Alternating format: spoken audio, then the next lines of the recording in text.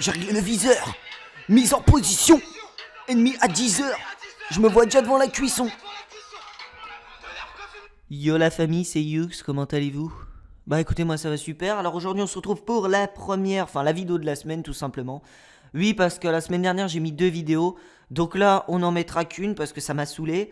Parce que maintenant à chaque fois que tu mets une vidéo en ligne, bah tu perds des abonnés. Donc vous étonnez pas s'il y a un peu moins de vidéos ces derniers temps. Là, je vous ai prévu une vidéo, ça m'a pris du temps. J'ai une petite annonce à vous faire en fin de vidéo. Je sais pas si ça pourra vous intéresser ou si vous serez d'accord, on verra. Mais en attendant, je tiens à vous dire que la semaine prochaine, il y aura une vidéo face caméra. Donc juste pour que vous habituez à ma tronche, parce qu'il faudra la supporter, hein, ma sale tronche, dans les prochaines vidéos, puisque je prévois de faire des vidéos plus en IRL. Donc toujours le thème de la chaîne ne changera pas, hein, vous inquiétez pas, ce sera pas une chaîne de vlog, bien sûr que non.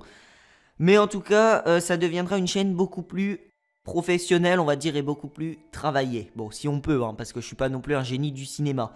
Alors aujourd'hui on va parler de la fusillade de North Hollywood. Vous m'excuserez pour mon anglais, il va y avoir beaucoup de choses à dire en anglais justement dans cette vidéo. Encore une fois, hein, je vous le dis, hein, je suis vraiment mauvais.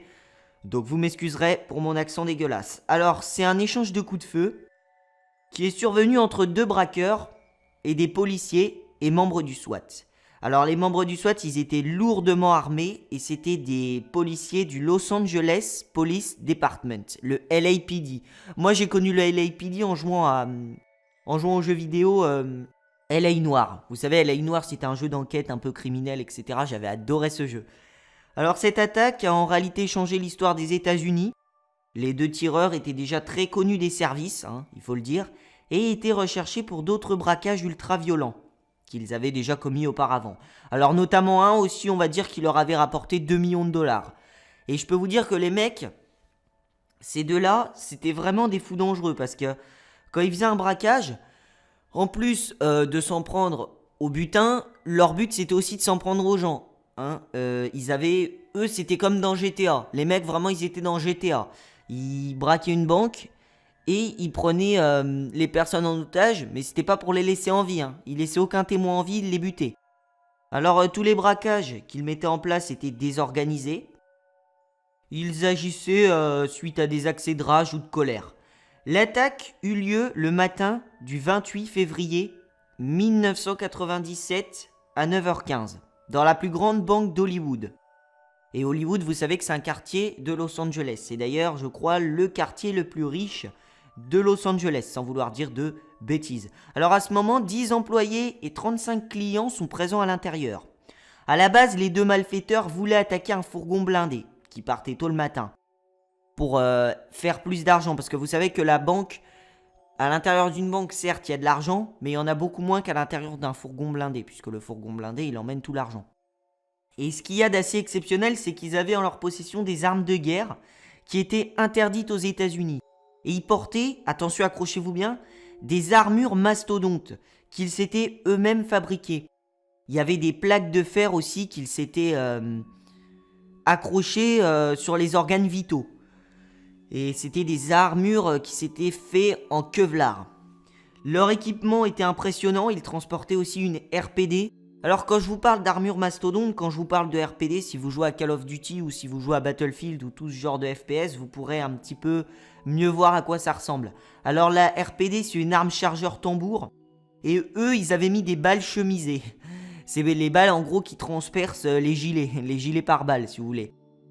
Et ainsi, après être resté 8 minutes dans la banque et avoir dérobé 303 305 $, c'est quand même assez précis, ils sortirent et croisèrent la police qui avait entouré le magasin car une personne passant devant la banque avait donné l'alerte. Les 2 suspects se nommaient Émile et Larry, les 2 braqueurs. Émile c'était un Roumain, c'était le plus vieux des 2, il avait 30 ans, et Larry c'était le meneur du groupe, c'est lui qui donnait les ordres, il avait 26 ans. Alors ils ont tenté de s'enfuir en voiture, hein, bien sûr, mais la police les a stoppés, leur a barré la route et a fait vraiment un barrage autour d'eux pour les empêcher de s'enfuir avec l'argent. Et pour la première fois dans l'histoire des braquages, il est raconté qu'ils ont réussi à faire fuir la police, car leurs armes modifiées étaient beaucoup plus puissantes que les Beretta des forces de l'ordre. Les braqueurs furent alors contraints de se séparer lors de l'arrivée du SWAT, puisque le SWAT ont quand même mis du temps à arriver, ça n'arrive pas tout seul, c'est quand même une unité d'élite extrêmement armée. Et alors Larry, qui était le meneur de l'opération, va être le premier à mourir après l'arrivée des opérations tactiques, j'ai envie de dire. Il fut touché à la colonne vertébrale et encerclé. À ce moment-là, il est encerclé, il va se tirer une balle dans la tête, et volontairement. Le deuxième, Émile Mataserano, il va se prendre des balles par la police. Et bien sûr, les balles n'auront aucun effet, vu l'armure. Et c'est la police qui va s'en rendre compte. Et ils vont réaliser que la seule façon de le tuer, c'est de lui tirer dans la tête. Émile, il va braquer un pick-up de passage et mettre ses armes à l'intérieur, mais il va être dans l'impossibilité de démarrer le véhicule. On apprendra plus tard que le propriétaire avait installé un coupe-circuit qu'il avait activé, ce qui avait donc rendu le démarrage impossible. Une voiture du SWAT s'approcha donc du pick-up et une nouvelle fusillade éclata entre Émile et 3 agents. Perdant beaucoup de sang de ses 29 blessures, dont plusieurs aux jambes, puisque la police s'était rendu compte que le seul moyen de l'immobiliser, c'était de lui tirer dans les jambes, qui n'étaient pas protégées par des plaques, il se rendit après avoir épuisé toutes les munitions de son HK G3. Alors j'afficherai une photo de l'arme, vous pouvez aussi aller chercher de votre côté un RPD HK G3, mais juste pour vous montrer les monstres avec lesquels il tirait. Il sera après menotté par le SWAT à l'intérieur de la banque, où il se videra de son sang. Durant les coups de feu, il sera déterminé que 12 policiers et 8 civils avaient été blessés, parfois même grièvement, et 2 morts sont à décompter. Il y a quand même eu 2 morts. Et vous savez qui c'est les 2 morts ? C'est les 2 braqueurs, voilà. Donc tout est bien qui finit bien, on peut dire. On reprochera plus tard au LAPD d'avoir laissé mourir le deuxième braqueur, qui n'a pas reçu de soins médicaux. La police dira que les ambulances à ce moment-là n'avaient pas le droit de pénétrer dans la zone rouge où les braqueurs se trouvaient.